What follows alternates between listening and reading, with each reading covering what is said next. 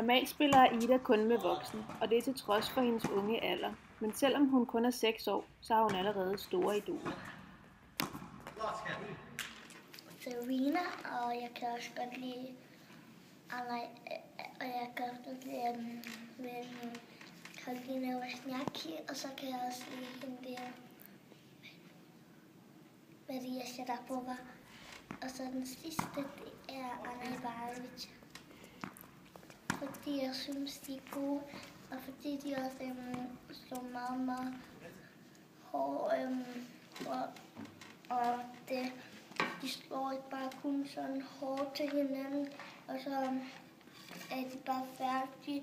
Og det er også fordi, at de drejer kætteren meget hårdt, og de har god benarbejde. Og Serena Williams har en rigtig god serv.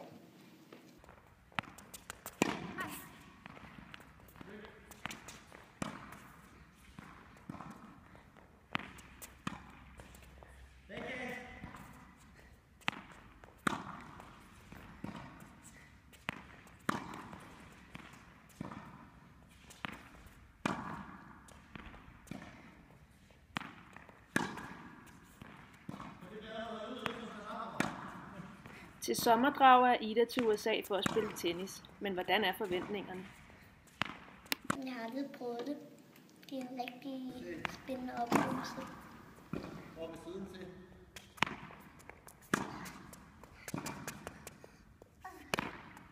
Ej.